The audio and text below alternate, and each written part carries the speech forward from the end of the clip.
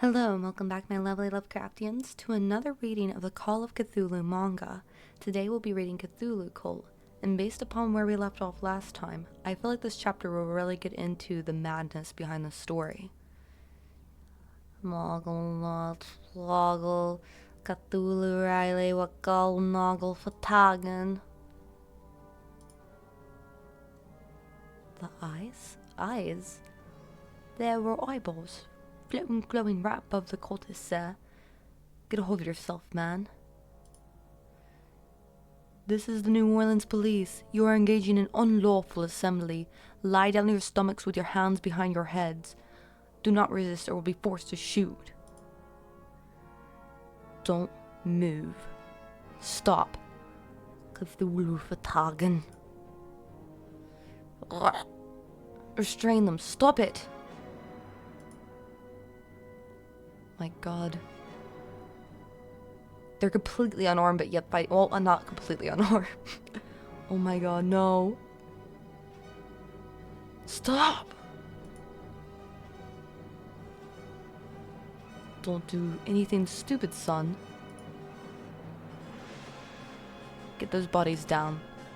We can have the people from the village confirm their identities later. Cthulhu Hutagan. My god, there's claw marks all over the bodies. All over the boy's body. Like he was mauled by a beast while he was hung up. Oh my god. The manga really puts into perspective the horrors that the words just can't do complete justice to. This artist has really captured just the insanity behind the Call of Cthulhu, in my opinion. I don't think that we think of these things while we're reading. At least I don't. We've arrested 47 cultists, sir.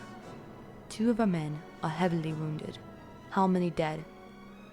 5, sir. Get a move on. Cthulhu Fatagan. Then came out of the earth the black spirits of earth, moldy and shadowy and full of dim rumors, picked up in caverns beneath forgotten sea bottoms. A hidden lake, unglimpsed by mortal sight, in which dwelt a huge, formless, white, pulpless thing with luminous eyes.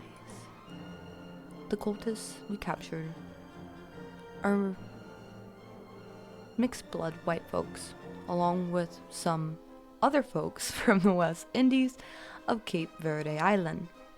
From what they told us, it seems most of them are sailors without a ship, so they could be from Bordeaux.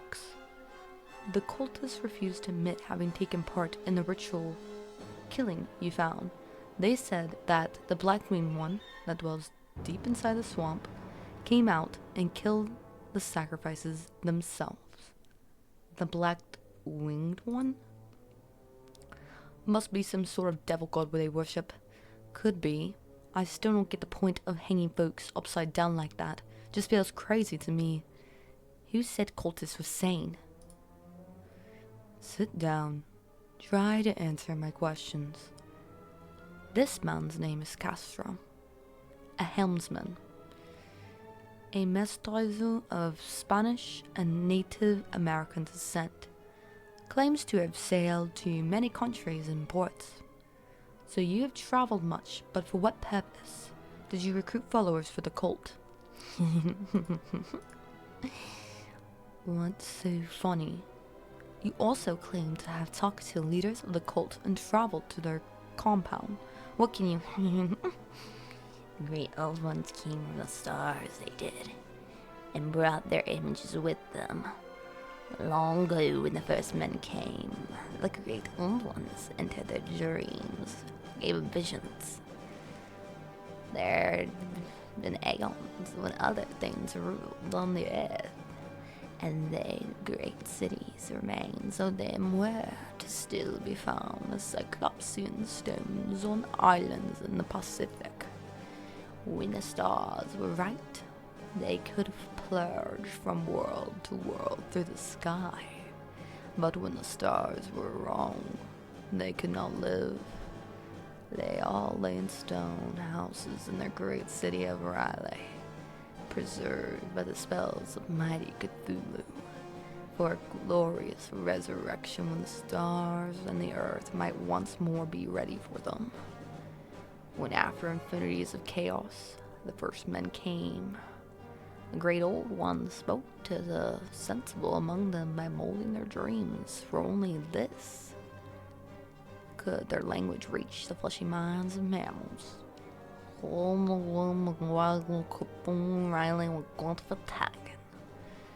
Those first men, they formed the cult around small idiots, which the great old ones showed them idols brought in dim eras from the dark stars. The chosen men would offer sacrifices to the great old ones and recite the spells that preserved them. In the elder times, chosen men talked with entombed old ones in dreams, but then something happened. The great stone city Riley, with its monoliths and splashers, had sunk beneath the waves. Memory never did, and High Priest said the city wouldn't rise again when the stars were right. Meanwhile, the cult, by appropriate rites, must keep alive the memory of those ancient ways and shadow forth the prophecy of their return. The time would be easy to know, for then mankind would have become as the great old ones, free and wild beyond good and evil, with laws and morals thrown aside, and all men shouting and killing and reveling in joy. Oh my gosh, imagine how long it took to draw this. It's a masterpiece. They're spiked, they're fighting. It's just true utter madness and chaos. And look at the eyes. They are glowing just like they said earlier. Then, great Cthulhu would arise and resume his rule on Earth once more. Nothing but hogwash. Tell us the names and locations of your leaders. The creature of the cult lay amid the past deserts of Ariba, where the lamb of the city of the pillars dreams hidden and untouched. Ireland? That place doesn't exist. Does your cult have any connection with the European witch cult? No. Do you have any books, scriptures? None. All of our known knowledge has been passed down through speech. The mysterious Chinaman once told me to seek out and read the double meanings in the Necronomicon if I so wish.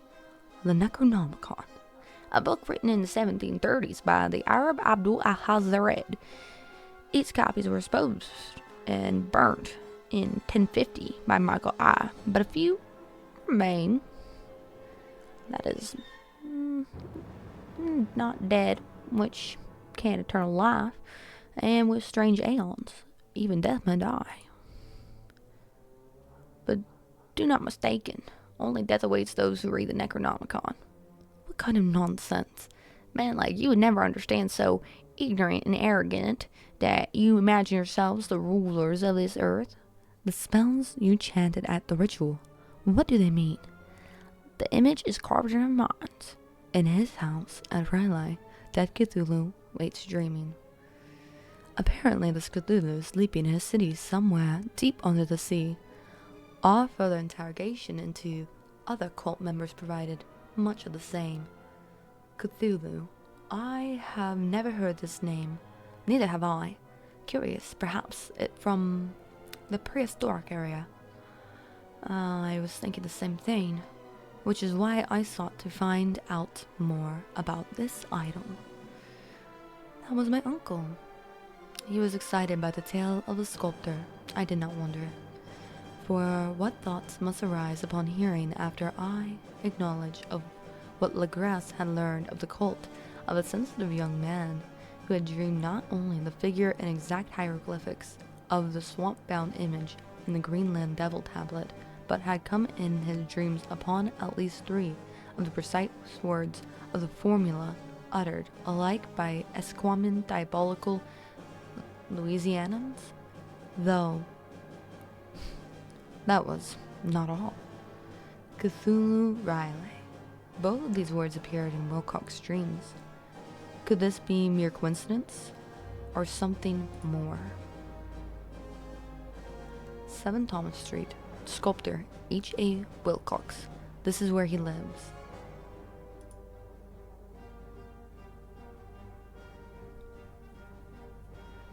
And then there's a cute little comic to just digest all of that horror that we just saw. I definitely am gonna have to apply some censorship just to make this more YouTube friendly, because the Louisiana Act did have some pretty hot topics, I will state.